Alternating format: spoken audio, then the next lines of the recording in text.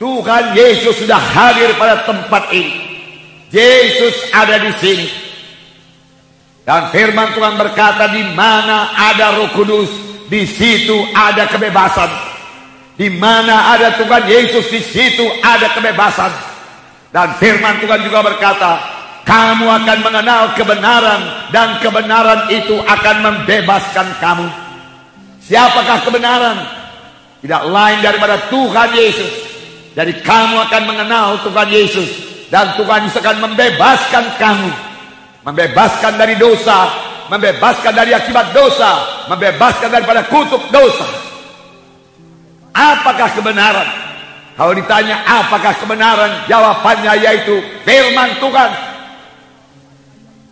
Firman Tuhan adalah kebenaran, dan kamu akan mengenal kebenaran, dan kebenaran itu akan membebaskan kamu. Sepanjang saudara mengenal firman Tuhan dan mengisi hati saudara dengan firman Tuhan, maka saudara akan mengalami kebebasan. Karena kebenaran firman Tuhan itu membebaskan saudara. Membebaskan saudara daripada kuasa-kuasa kegelapan. Setan sangat takut kepada firman Tuhan. Setiap anak Tuhan yang mengetahui firman Tuhan dapat berkata kepada setan, ada tersurat, dan setan akan lari daripadanya. Sama sebagaimana Tuhan mengalahkan setan. Setan mencobai dia. Senjata apakah yang dipakai oleh Tuhan Yesus?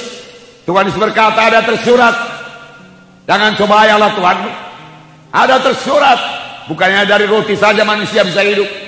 Ada tersurat, engkau harus menyembah Allah Tuhanmu saja. Dan setan meninggalkan Tuhan Yesus. Setan kalah. Setan tidak sanggup terhadap firman Tuhan. Setan juga tidak sanggup, tidak bisa melawan kuasa di dalam nama Yesus. Amin saudara. Dan kuasa dalam nama Yesus telah dikaruniakan Tuhan kepada saudara sekalian, untuk saudara pakai, untuk saudara praktekkan, melawan musuh kita, yaitu setan. Setan itu musuh kita. Dia bukan teman kita. Dia musuh kita.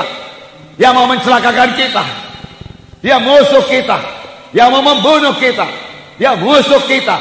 Yang menggoda kita untuk jatuh kepada dosa. Dia musuh kita. Yang mau membawa kita kepada neraka. Yang musuh kita. Yang mau menghalangi kita untuk melayani Tuhan. Oleh sebab itu, lawanlah iblis, maka iblis akan lari daripadamu. Amin. Jangan mau menyerah kepada godaan setan. Puji Tuhan saudaraku. Malam ini kita memperingati hari kelahiran Tuhan Yesus. Apa yang dikatakan oleh firman Tuhan dalam Yohanes 3:16.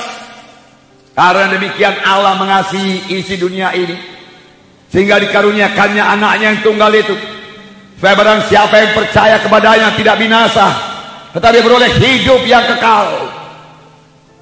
Tidak binasa, tapi beroleh hidup yang kekal. Di satu pihak ada kebinasaan. Kebinasaan juga berarti lenyap.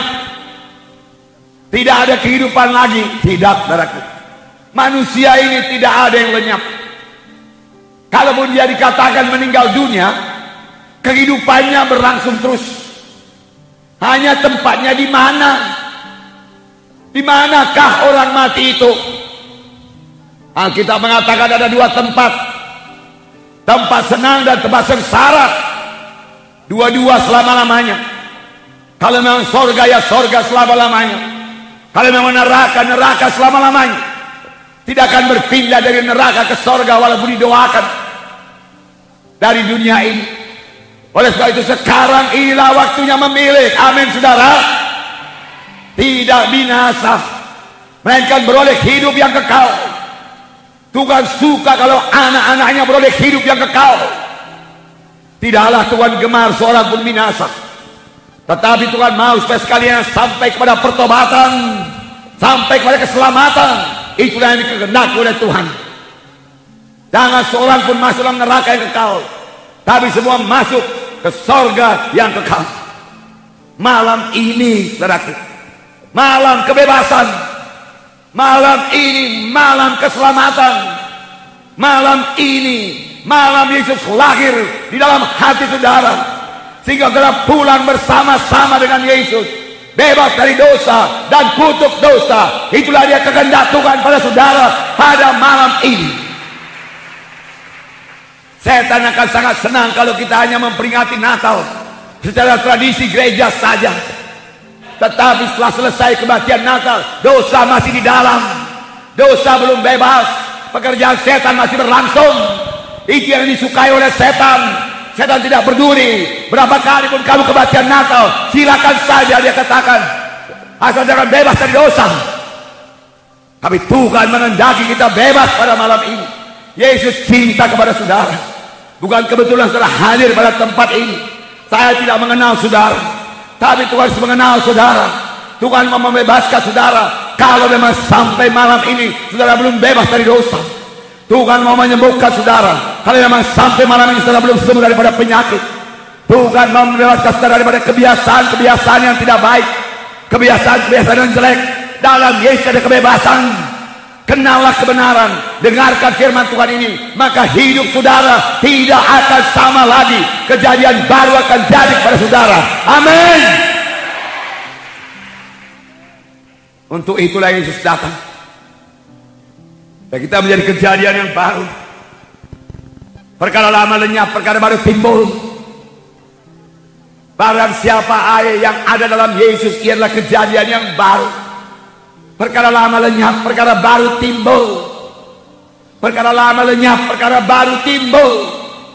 Sudahkah hal ini pernah kejadian dalam hidup saudara? Yang lama lenyap, yang baru timbul. Perubahan ajaib terjadilah padaku, seperti dikatakan nyanyian kitab. Sudahkah saudara mengalami perubahan ajaib pada suatu waktu di dalam hidup saudara? Sudahkah saudara mengalaminya? Kristen bukanlah sekedar catat nama di gereja, kemudian sekedar mengikuti upacara gereja, tidak. Tapi menjadi orang Kristen yang sejati, mengalami perubahan yang ajaib dalam hidupnya. Amin. Ini terjadi pada waktu dia lahir baru, pada waktu dia bertobat dan menerima Yesus sebagai Tuhan dan Juru Selamat pribadinya. Lalu Yesus masuk dalam hatinya, lalu perubahan ajaib terjadi. Dia mulai jatuh cinta pada Tuhan Yesus, cinta kepada jiwa-jiwa yang terhilang, mulai menyaksikan Yesus, mulai suka kebaktian, suka menyanyi, nyanyian tidak berhenti-henti dari dia, bisa berdoa, dan kalau dia berdoa dia bersekutu dengan Tuhan, dan dia mulai meninggalkan dosa, dan kalau dia berdosa dia sangat berduka cita. Sudah kali itu jadi kepada saudara? Sudah pernahkah saudara mengalami hal yang seperti itu? Kejadian baru. Maukah saudara mengalaminya? Maukah saudara mengalaminya? Yesus sudah bersedia pada malam ini. Yesus bersedia pada malam ini. Buka hati saudara dan dengarkan firman Tuhan ini. Amin saudara. Haleluya. Puji Tuhan, puji Tuhan.